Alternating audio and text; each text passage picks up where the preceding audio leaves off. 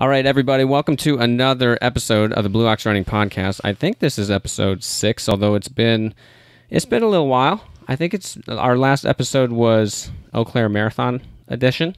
We had 2 episodes there, kind of a before and after interview with a couple of students that did the marathon. I did the marathon. Alicia did her half marathon, and we caught up on all of that. And now we are sitting, July 10th in the middle of summer. A little bit warmer. Everyone's a little bit more used to the heat now that the humidity is blown in. And Alicia, what is one word since last time that people have heard from you that describes your life in general? Hello. Hello? Is that your word? No. Oh, gotcha. I was just saying hi to Hello. everyone out there. Yes. I would say classes. Classes. All right, we'll hear about that. Not glasses, classes. Classes. All right, Alicia's doing a lot of classes, I suppose, but we'll hear about that. And then one word to describe your running. Ooh, recovery. Have I already used that word? Yeah, you used that already. Because last time that we talked, you had just run a race, and you were in recovery mode. So is it the same? Sore. Sore. Okay, same thing. Okay, all right, let's get the intro music going, and then we will follow up on that and get into our special guest. With the first time on the Blue Ox Running Podcast, we are going to have a phone call later in the episode along with a family member in the studio today. So what's your spring running goal? Qualify for the Boston Marathon. Claim the beer mile title. Training for a triathlon. 20 minutes again in a 5K. To run happy. Balance running and family. Finish Grandma's marathon. To not die. Fast. Or slow. Let's go!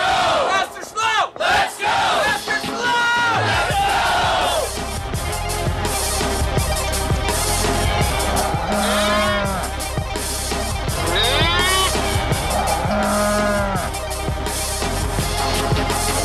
go! All right. It's been a little while since we heard that, but that is our theme of really the whole store. All of Blue Ox Running serves people that are fast or slow, and we tell them, let's go. Right? People that want to walk all day, people that are on their feet all day in their work situation, people that are running a ton of races fast, slow, middle of the pack, back of the pack, front of the pack. We tell them, let's go. You all can have your own goals, and some goals don't even relate to a race. But Alicia, why are you sore? Was it because of a race, or are you just in summer mode and you're just sore? You're Both. Just flying around town with those kids? No, Adam and I both just ran Afton 25K. Yes. On Saturday, and we camped for a couple of days, so I'm sore from laying on the ground. Why would you be sore camping? I don't get it. Camping is relaxing, right? Right. Every part of camping is relaxing? Yes. Yes? You're just saying yes? No, it was not as relaxing as it could have been. Our trip was a very good trip. We both ran the 25K, like Alicia said. I mean, just a fantastically put on, fantastically, is that a word? A fantastic event that's put on by John Storkamp over there in Minnesota I've actually got the shirt on, right? Rise Above. This is my first Rock Steady running shirt here. Afton 25K, run at the same time as the 50K, and then that kind of splits the year up in the summer, and then they do a ton of really good races up in Superior in the spring and the fall, and they do Zumbro 100 and a couple other 5K, 10K trail races throughout the Twin Cities area. So a really good thing that we have at our disposal. I mean, we're only an hour and 15 minutes to the east of all that, so we're a really good contingent of Eau Claire runners and people from the Chippewa Valley that we saw out there, including our special guest, which I'm still not going to reveal today, but I just found out this morning he was out there running the 50K while we were doing the 25K. And I didn't expect that because of what we're going to talk about later. He was in the Grand Canyon with one of his family members running across the whole Grand Canyon. So I just figured he's, eating pizza and drinking beer for the rest of the summer. But nope, he's out there doing the 50K at the same time we're doing the 25K. So you're sore. There was a lot of camping that happened, and the camping at Afton is kind of like a mile and a half off the beaten trail. So we had to carry all of our stuff in. With kids. With kids. That was the kicker. Originally, when we planned this whole trip in February, it was going to be Alicia and I getting away together, just us in our little tent, and taking our little one what's it called? Backpack. One backpack. One trip load up the hill there. And our childcare fell through, which is fine. It was kind of a situation with a medical condition, and we were glad to have the kids out there for the race, but we did have the second medical condition for someone else, by the way, not one of us. But our second night, we had the kids, which means another tent, way more food, and carrying 3 kids that can't really carry stuff. So it ended up being 3 trips up and down the hill, muggy, sweaty, and we just got a lot of steps in that day. That's for sure. And they loved it. Oh yeah, it's like the time of their life. I loved it. Yes. Alicia was hurting a little bit. No, I loved it. Well, it was your longest run and your longest time on feet, like of all time. You said, right? You've done a lot of half marathons. This was a 25K. That's no joke. The ups and the downs. Never really run on trails besides Lowe's Creek. So, funny side story about my race.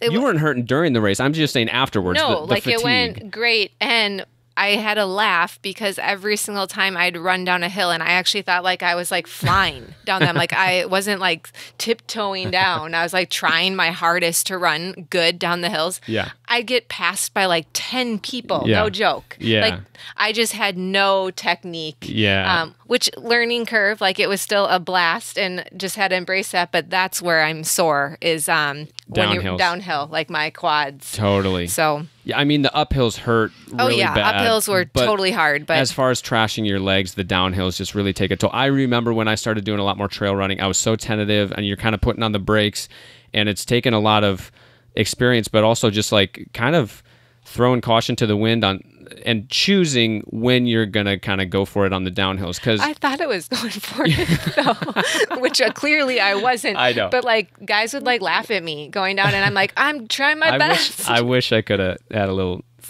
video of that. A girl passed me and she's like, I'm sorry, I can't stay behind you. Like it's just hurt my knees too bad. Actually, I caught up to the guy I was trying to chase like the whole race on. I would actually pass him like on the flats and the uphills, and then the downhills I'd come screaming down, but he would always pass me on the uphills. So we were kind of doing the back and forth thing, and he felt me come up on him on one of the downhills, and he said, just let me know if you want to pass. I'll scoot to. He's really courteous actually, and we're both like just going for it. It's like 9 miles in. We're both just really sweaty and kind of going for it. But he said, let me know if you want to pass. And I just said, I'd probably pass us and then trip us both. So I'm just going to stay here. Like we were kind of going back and forth, and it wasn't a lot rockier than I thought, but it was a lot steeper. Like the downs and the ups were a lot steeper than what I anticipated, which just made for kind of a fun day and a good excuse to throw time out the window. It's just a fun day to break up summer training. So overall, happy with the race for sure. Good weekend, got some good time with the family. I ended up kind of kicking off my ultra running training with that because I ran a hard race, trashed the legs on Saturday, then I got out for like another 2 hours and 15 minutes on Sunday on super tired legs and feel good for some fall ultra marathon action. I did not run the next day. Nope. I laid in my bathtub with Epsom salt. Yep. You even did one last night. You just kind of like randomly got away. I'm playing Uno with the kids, and all of a sudden Alicia's like in the bath again. I'm like, all right, you be you. Your other word was classes. What's with that? Yeah, Are you doing a lot? That's personal, which I think any parent can relate to in summer. I'm running my kids all around to like art, ballet, cooking. Yeah. So I mean, between all 3 kids, we have mountain bike class, we have cooking class, we have art class. Swimming is coming up, and then there's a cross country class. I mean, there's through North Cross they're kind of Country. doing two things. They per each pick kid. 2 things. Yeah, super fun though. Couple days a week. T-ball was canceled last night. Sideways rain isn't good for 6-year-olds just being out there with their little shorts on. So T-ball was canceled, and summer is alive and well. I'm actually really loving summer. Me too. I mean, I usually kind of gripe. I can find anything to gripe about, but it's humid and you got to get the run in and stuff. But I'm actually really enjoying, now that I'm used to the heat, getting out and putting some miles in. A lot of miles in the summer is helpful, as long as you don't overdo it. Speaking of overdoing it, that ultra marathon training comes in handy when you want to do longer stuff, trail stuff, and The first experience I actually had doing some pretty rocky trail running was just my own little getaway. It wasn't a race. It was my own little project. On my 30th birthday, I went out to the Grand Canyon and ran across and back. I did rim to rim to rim, all by myself, no one with me. The north side was kind of closed off, so it was kind of lonely up there. But I heard and I caught wind of another story here in the Chippewa Valley of someone doing basically the same thing. I think he was trying to go rim to rim on his 60th birthday. And that's who we have in the store, well, I shouldn't say store, in our world-famous Blue Ox Running podcast studio. With us today is John, but before we get to John, we're going to play the Hear the Herd segment music, because we're not only going to get into the segment and hear from the herd, but we're going to call his son, because they both went out there to the Grand Canyon. Today's Hear the Herd segment is brought to you by Alicia and I, Blue Ox Running. We don't have sponsors, but it's brought to you by Blue Ox Running Podcast, and we will now hear from the herd.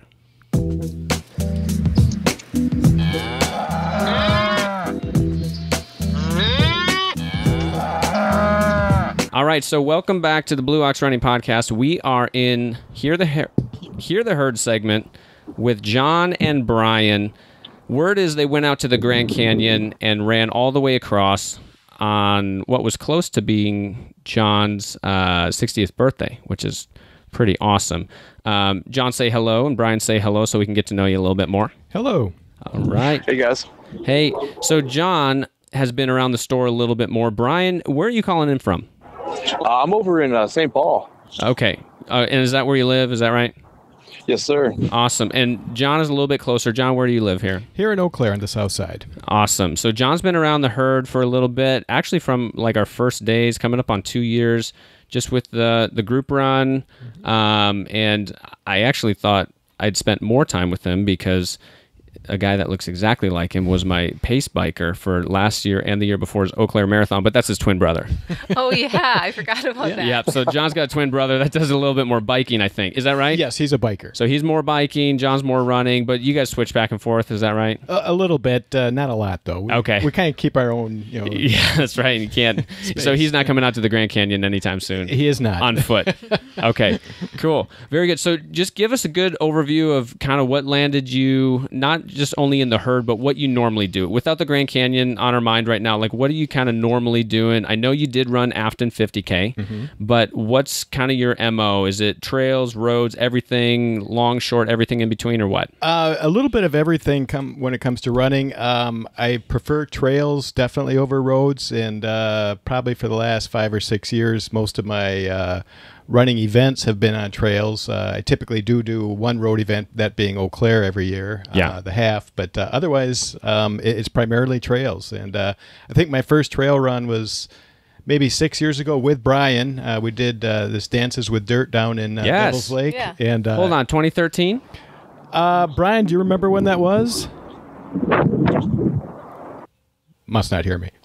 Brian, do you remember when you ran Dancing with Dirt, Devil's Lake? Was it 2013? 2013 sounds about right. Dang, that was my first 50 miler. Oh, okay. Yeah, we're running in the same places all over the country. Yeah, we did the half down there, and I fell in love with trails ever since. Very cool. Yeah, and that's a good spot. We were actually in Baraboo and in the Dells area this year, and I went back to that trail. Probably the first time I'd been back in 6 years, and that's probably one of the best trail running spots in the state, just with the climbing anyway, with the bluff around the lake there. Yeah. Cool. So it's been trails ever since then? Pretty much.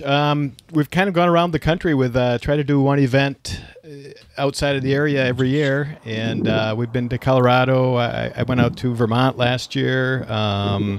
Brian and I did a 50K down in Chattanooga, Tennessee a couple of years ago, and so we've had some good adventures. Very good. Awesome. So Brian, are you kind of doing the same distances and the same events as your dad, or are you just kind of bucking up whenever he's in town? Lately, I don't know if I've been keeping up with the distance with him. I know he's been doing a lot of those 50Ks, 50 milers. I've been sticking more around that half marathon distance. Knock out a couple marathons every once in a while. Great. Done a couple 50Ks with him as well, but I think he's knocked out here a few more than I have. Yep. Yeah, very good. So, half marathon, kind of getting into that 50K distance. I mean, the Grand Canyon, the way that you went, was it north to south, south to north? How was your plan going out there? Because you went in what month? We went in May. May 25th is the day we ran. So our plan was to go north to south. Okay.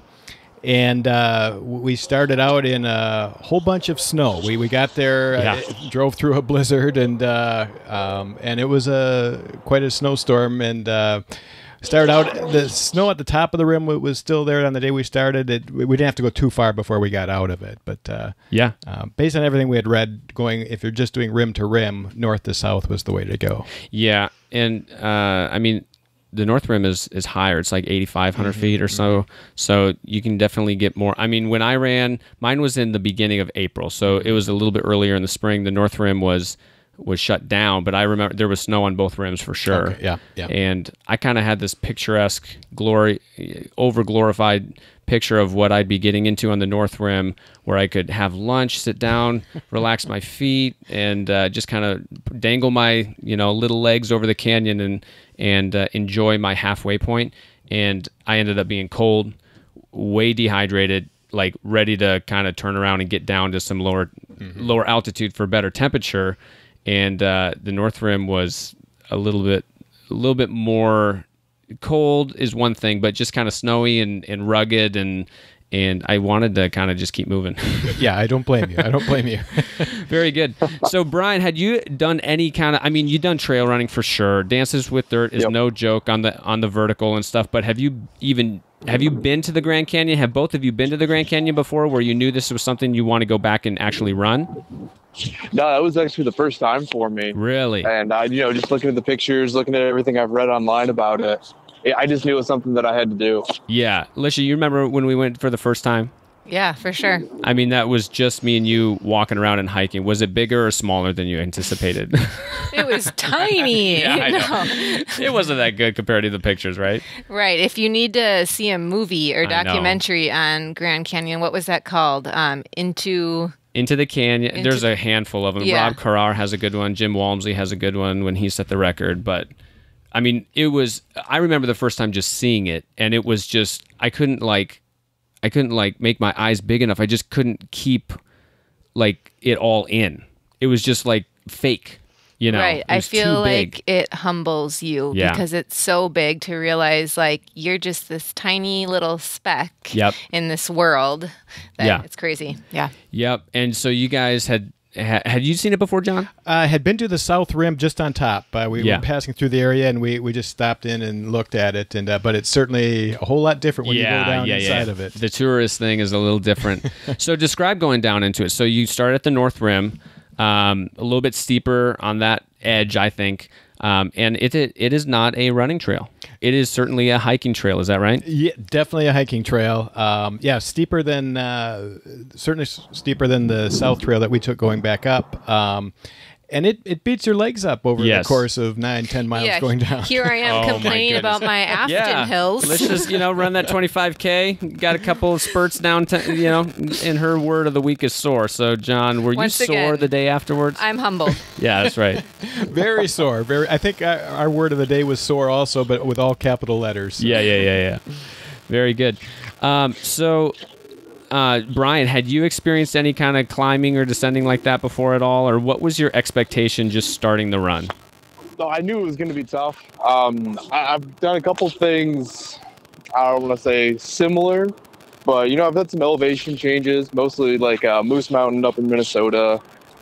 We ran the Black Hills over in South Dakota. Yeah. I mean, with that elevation change, I don't think I've had anything quite like that. Awesome.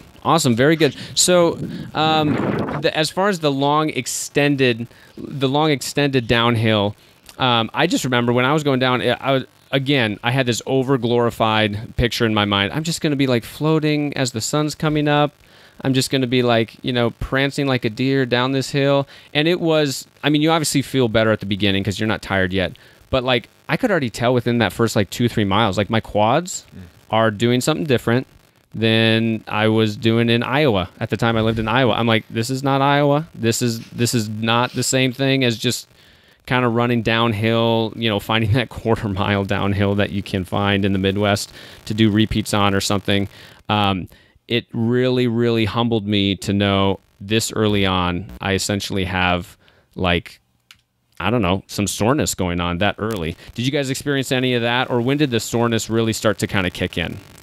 Well, I definitely felt some soreness after probably 4 or 5 miles. And I think the intimidating thing at that point for me was that knowing you still have a long climb on the other end of this thing. So it, you start to realize you got to really pace yourself. Yes. And, yep. Absolutely.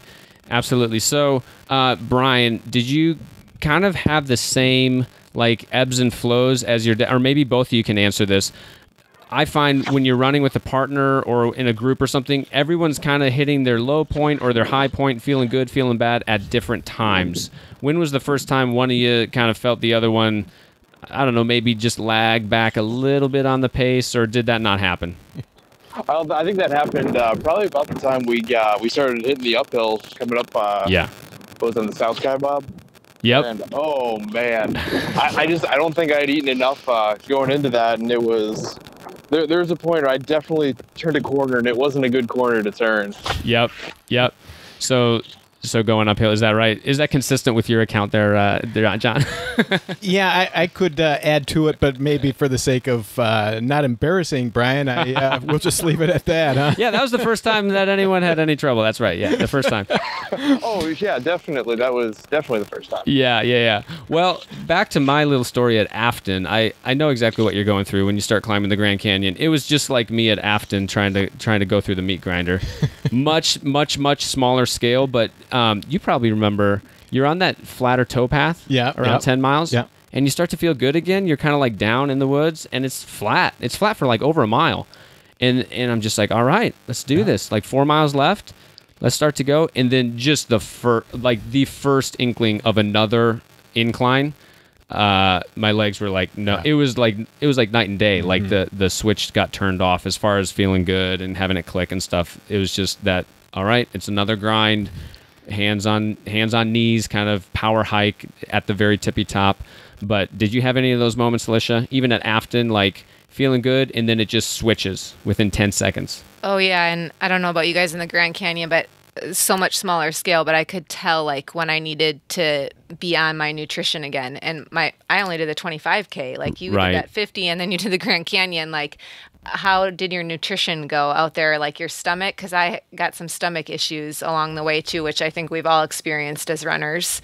Yeah, I mean, what did you guys take for food? I kind of thrive on salted nut rolls. Yep, and, good. And that was that worked for me. We stopped at Phantom Ranch at the bottom. I ate some more nuts and just got something to drink down there. I don't recall what you had, Brian, but whatever it was, it didn't work real well. My stuff was those honey stingers. Yep. Oh yeah. Some what were they? The sport beans. A little bit sweeter kind of stuff.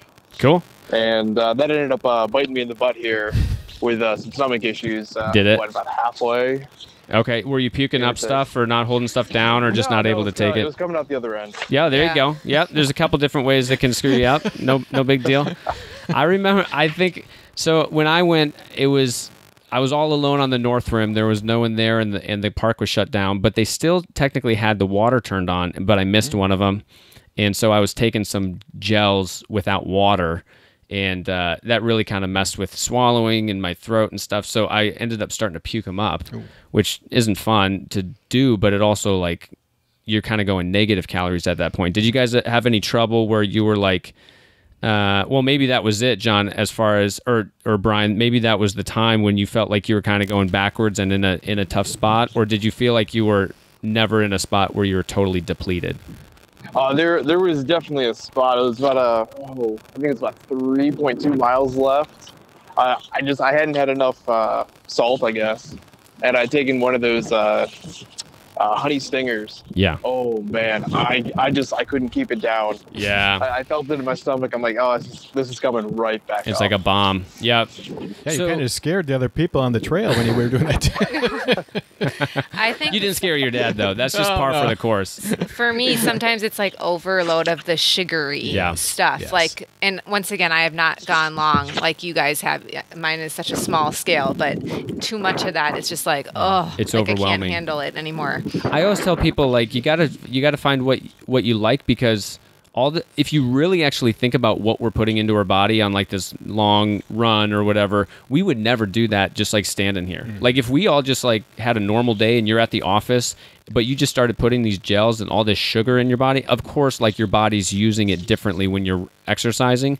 But when you actually think about the salted nut rolls and the Snickers bars, and like you're basically eating candy for like a whole day. So let's all go eat candy for a whole day and see how our stomach feels. You know what I mean? Like it feel good anyway. So it is a different thing that your system is taking in to try to maintain energy. Very good. So any other runners that you saw, or so at the end of May? I know it's a lot more popular to run and hike all the way through than it used to be even 5 or 10 years ago. May is a good month for weather. It sounded like it was chilly on top, but what was the temperatures down below? Was it ideal or no? Actually, it was pretty comfortable. I think we were in the low 80s. Oh, that's and they said great. Normally it is considerably warmer then, so we hit a pretty nice time. That's pretty nice. Did you ever overheat, Brian, or did you feel like the conditions were about right? No, it was comfortable. It was a really nice temperature day. That's good. We just had someone in the store that's going for a 2-day hike out there, and they're going like now, like July in the Grand Canyon. I don't know if I would want to do that. I was gonna say, so you ran it on your actual birthday? Actually, it was a week after. A week after. Yep. Okay.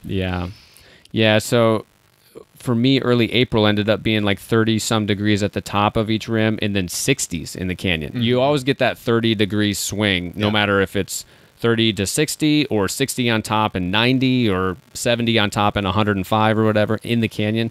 But I don't think I could have had a better day. It was like kind of chilly. Not in the canyon, but it was 60s. It was crazy good. But then you get the cold stuff on top. Yeah, exactly. So I didn't want to stay on top too long. Cool. So since then, well, right afterwards, you guys had plans to stay, hotel, camp, or whatever. What did you end up coming up? What was your total time and kind of time of the day to crest the south rim? And it sounds like you did South Kaibab or Bright Angel. Actually, we did Bright Angel. Okay, Bright Angel, a little longer. A little longer, a little less steep, more water on it too. Yes. So we thought our first time out there, water would be kind of important, and so that's the route we went. Yep. I don't know what our exact time was, but we got up. It was probably close to 10 hours, and then we just kind of crashed. Yeah. What time of day was it? Do you remember, Brian? I think it was around 4. Okay. I know it was a little bit, maybe 3, a little later afternoon. Cool. Very good. So as far as you still had daylight. That's a good thing. So as far as this time together, how does this rank in your explorations together? I know that you've run different parts of the country together, but was there anything that was distinct about this particular run, or something you did, or I know it was for a birthday, that you wanted to comment on at all? Just the fact that it was my birthday and Brian was able to share it with me, it was kind of a fun accomplishment. Oh, definitely. Just and something out of the ordinary. So it was really kind of special for me. You gonna go back for your 60th, Brian? Well, we'll see. He might have to talk me into that one. Did you guys see anything, like any wildlife, or was there any moments that really stick out to you? Yeah. Well, I think the wildest was Brian, but wildlife-wise, we were looking for snakes. We didn't see anything. Yeah, I didn't see anything. A few lizards and birds, but otherwise, that was it. What was your favorite part of the trail, or like beauty that you saw? I thought there's a section called the Box, yes, which was kind of interesting. It's a real narrow canyon part that runs along whatever the creek is that runs through there, and that was a pretty section. Yep. What about you, Brian? I'd probably have to agree. That was the first thing that came to my mind. Yeah, I mean, when you think about the Grand Canyon, most people's experiences going to the rim and having this wide open, like you can see forever and you can see down into, and it just keeps going and going and going and going and going. So there's this vastness, but down in the box, and I even felt that way, like that it was so vast, even right by the river. The Colorado River is bigger than you think it is. Yeah. I mean, because when you look at it from afar, it's just this little stream, right? But it's big, wide, rushing river, the big canyon on both sides. But the box is kind of weird because you get a little claustrophobic. Like you don't have that vastness. You're like, your depth of perception is a lot closer, and it's like, it's kind of just running through a tunnel, but it's not a tunnel. It's kind of odd. Yeah. And then it opens up again later, and the box can be really hot. They talk about the heat bouncing off those walls, and it can be, 100 degrees at Phantom Ranch, but 120 in the box, which is only like a half mile away. So anyway, that's cool that you enjoyed it, because some people want to just get through the box. That's pretty cool. Was it harder or easier than you thought it was going to be? I would say it was about what I expected. I had done quite a bit of reading on it. Good. So I knew it would be challenging for an old guy, but so I would say it met my expectations, and it was far from easy, though. Yeah. Far from easy, but about what you expected. What about you, Brian? A lot easier than what you thought? Yeah, I think it was about what I expected. I mean, my dad kind of set the expectation for us of, this is going to be tough. It's something we haven't done before. Yeah. It's going to be a tough one to climb. What was the most surprising? Well, maybe not surprising, but what's one thing that you just couldn't prepare for in either Minnesota or Wisconsin? Anything? Definitely that climb back up. Yeah. Yeah, I would agree. I think what is so challenging is that it's just so relentless. I mean, it goes for on the Bright Angel Trail, it's 9 or 10 miles of constant up. Right. And Right. Very good. Awesome. Well, do you guys have anything planned in the future? I mean, John already snuck another 50K in by the time we even got to talk. By the time we got to talk to you guys, but what's on the agenda for the rest of this year? Even are you training for anything up, or you? Finally... I've got two big ones yet. The 50K was a training run for the Voyager 50 miler in 3 weeks. Cool. And then Brian and I always run the Moose Mountain Marathon that John Storkamp puts on in September. So very good. That's so. Cool. And is the Moose Mountain Marathon the next one for you, Brian, or are you doing anything else right now? Yeah, so far it's the only one that I have scheduled. I might try to sneak in a couple other half marathons beforehand. Yeah. I know there's some good ones around the cities here, so I'll see what I can sneak in the meantime. Very good. Very good. Any other plans to go out to the Grand Canyon for any other purpose? I know when I ran like a couple different mountain runs that are really popular backpacking routes, and I'd run them, part of me was like, I would really love to backpack this and take a little more time. And then whenever I backpack something, I'm like, I would really like to run this and take a little less time. Like, I always am conflicted on what's more enjoyable. But would you guys ever consider going to the Grand Canyon and spending not 10 hours, but 3 days or anything? Did that kind of spark an interest for that part of the country or no? Yes, definitely. My wife would like to go back and hike down with us. And maybe spend a night at Phantom Ranch and see the canyon from that end of it. Yep. Very good. What about you, Brian? Same thing. My girlfriend got a little jealous, and we got to go all the way down to the bottom and then come back up. Yep. I mean, I don't know if she wants to do that huge hike back up. Right. She's like, it looks gorgeous down there, and I wouldn't mind spending a night or two down there. Yep. I asked Adam when we were there, because we took some pictures, we walked down a little bit. I'm like, I walked into the canyon, like I was close, and he's like, we walked like a mile. I was like, oh yeah. But which is actually really far, a lot further than most tourists. I mean, most tourists, they go to that first tunnel, which is like a quarter mile, and then there's less that go to the next mile, and then there's like the 3 mile aid, not aid station, but resting house and stuff. So you can just tell, especially when you're running it, there's like just less and less people the further you go down. And it doesn't take long to kind of just be all by yourself. Is that your experience? Most definitely. We noticed coming up, the closer we got to the rim, the much more crowded it became. So. And I always pictured my summit, like I was going to finish rim to rim to rim, big accomplishment in my life in before dark. And I just thought it was going to be the most like momentous, like amazing, like the heavens were going to be raining down music on me and stuff. And it was literally like some couple was having like an argument at the top about like when they should get gas, and like I just came like dragging myself up, and it was just kind of really anticlimactic. But what we're gonna do is we're gonna wrap up real quick with speed session, and essentially, if we want to, hold on, we're gonna put it on pause here real quick. How we doing? We're gonna finish taping this for 3 minutes and then be right with you. Is that all right? Thanks, sir. All right, we're going to do speed round with John and Brian, which basically means one-word answers, and we're going to rattle off like 3 questions each to them. I will take Brian, and Alicia, you take John. So my first question to Brian, it is a one-word answer, is on a scale of 1 to 10, how bad did your legs hurt the next day? Oh, geez.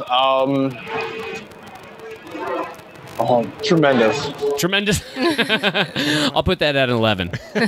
Okay, John, your favorite race of all time? Moose Mountain Marathon. Awesome. That was quick. Awesome. Brian, what is the next meal that you're going to eat a honey stinger waffle at, if you've had one yet?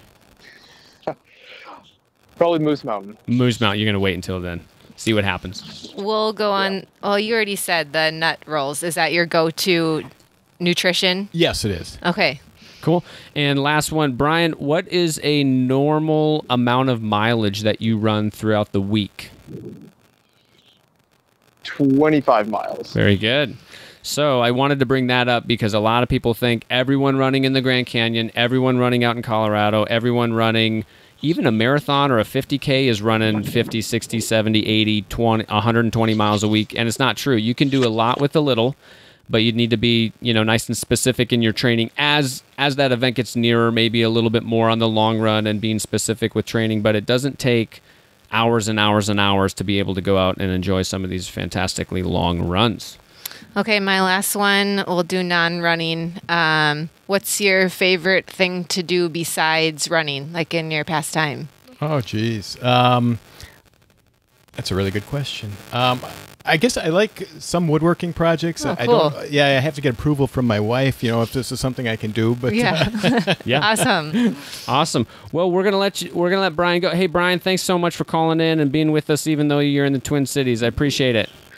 Oh, no problem. Thanks for having me. Yep, yeah, and you're thanks, Brian. You're always welcome in the store. Come say hello next time you're in town. Will do. All righty. See you, Brian. And with that, we are going to close out the episode for the day. Thank you for being with us, John and Brian. I know that our next episode is going to feature someone that has been in the herd since our very, very first group run. Okay, I'm not going to release the name, of course, but we're going to leave that as a cliffhanger. We're trying to do one of these every month or so. Thanks for bearing with us as we get through summer. We've been in and out of town.